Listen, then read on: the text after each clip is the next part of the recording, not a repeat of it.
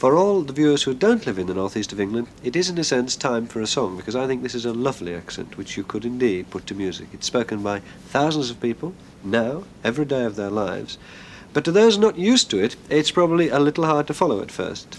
It's the sort of accent which, although rich and resolute, does in the end make you grateful that we all also understand the Queen's English. This isn't to condemn it, far from it. I grew up in a neighbouring county and I love it. But for everyone south of the Tees and north of the Tweed, it is quite tough on the ear. So up north, Northumberland.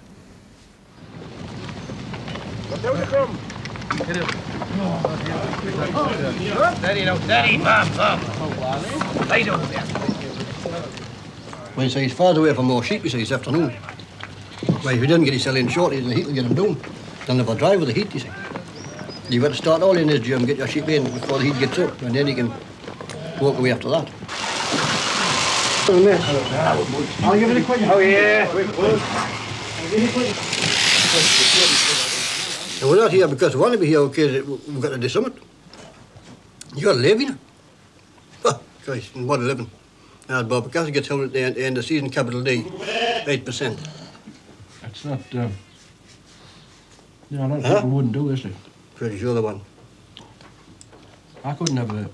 You're not that near said, was it? Oh, no, like, we just walk when you know, when you have to. But I don't think I could have a, you know, 8 to 5 job, like.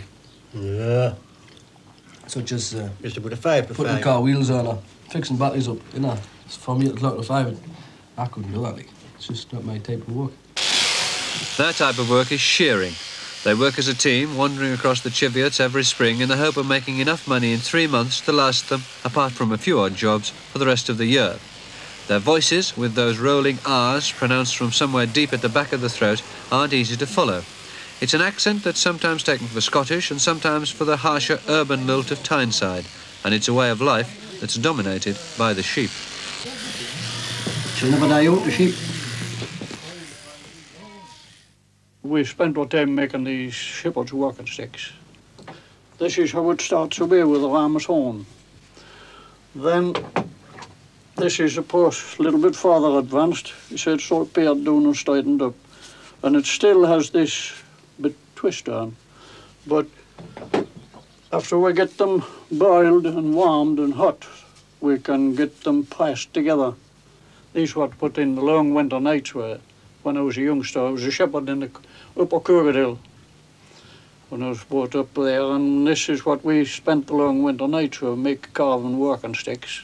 This is the sort of stick that I like to work with, a good plain stick. They're a great help when you're a shepherd on the hill to have a really good stick to work with. It's a skilled job being a shepherd. You know, it's not just anybody. You can't just get a dog and a stick and say, well, I'm going to be a shepherd. Like. It just doesn't work that way. It's just another thing that's just bred into you. Like. Your father that's here, like, so here's a shepherd, here's grandfather was a shepherd, here's great-grandfather, on both sides were shepherds. It's a way of life that may seem unchanging, but the decline of the hill farmer has brought problems for the hill shepherd. Now I'll tell you what's wrong with other hill places. There should be resident tents. If there wasn't in tents, they would get men under them. Nationalise other hill places and let the herds have them. That's what I said. That's new. That's good for the country, that. Well, if you're going to nationalise them, that'll be the end of all the work. There'll be no good shepherds left either. It's not the young men that do that, girls. Yeah. They wouldn't give them a decent living. They got out there. Their conversation still reflects their work and their pride in their skills, even when they're relaxing over what in Northumberland they call their bait. He clips a different style of us, you see. The right-hand style, the burn style, Guffey burn style. He's all right-handed and away up the back burning. Martin will be 6'9", isn't he? That's a big Jimmy sitting out in the pub with the feet flat across the floor, and it'll be up down by the seat. Man bought him, he says, fill his hell up and give a man a seat. He couldn't get by him. His bloody feet hit from the window right to the bar. Yeah. This is man bought. They have 2 duns. I might have thought about it. Hell knows, it was different when there wasn't chalk and cheese. Well, there was, yeah. Bert was a comic and Johnny was a soft, yes, bad different flavour. It was. We had a clipping gang, you know, used to go and whip that cricket. So you go away in the morning and come back on a Saturday night to kill the sheep. And you had mutton for your breakfast, mutton for your bloody dinner, mutton for your tea and mutton for your supper. Well, there was 3 days you were nearly bleeding. It was a couple of wet days when we were fishing. Yeah.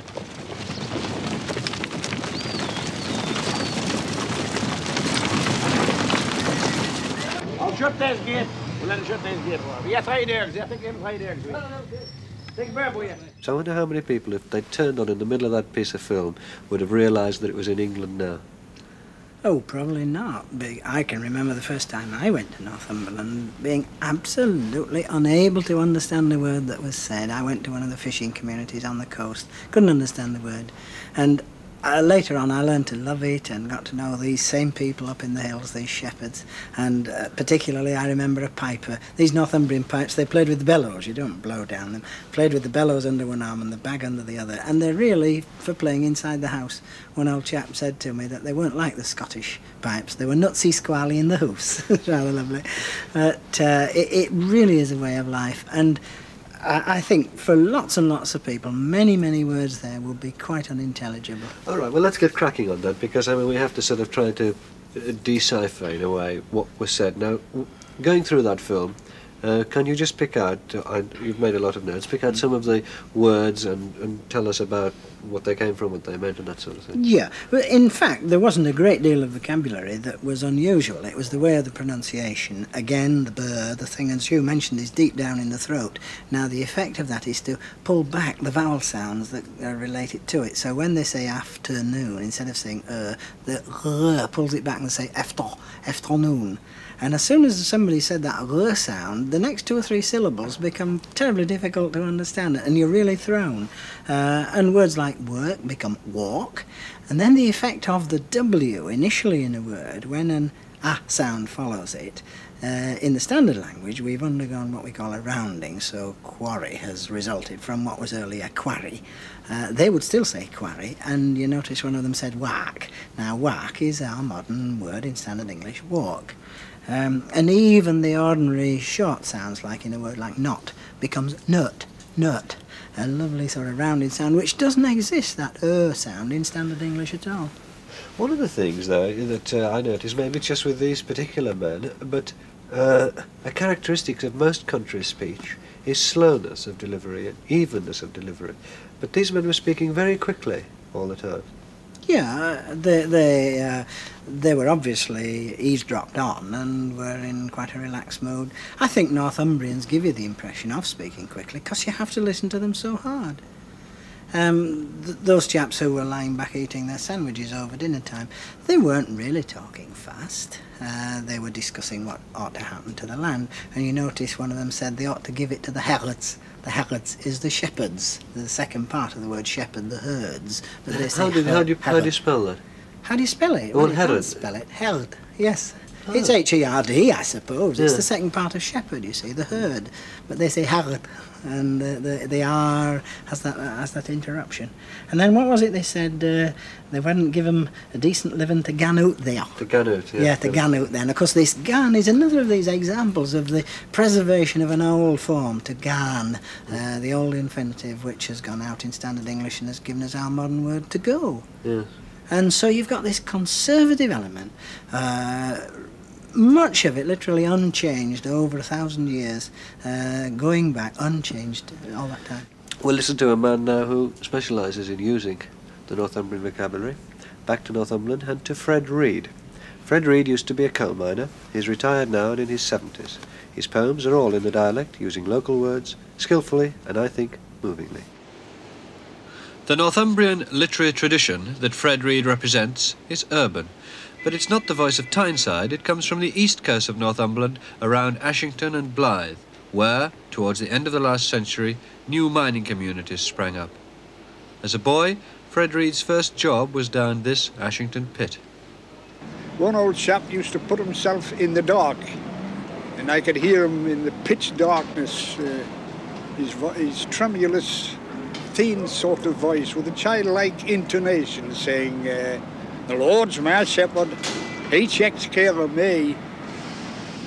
I soon learned what was meant by the phrase taken pit matic. Quite a number of phrases used down the pit are used on the surface, but they have a metaphorical, they're similes. It's not the same meaning as down the pit.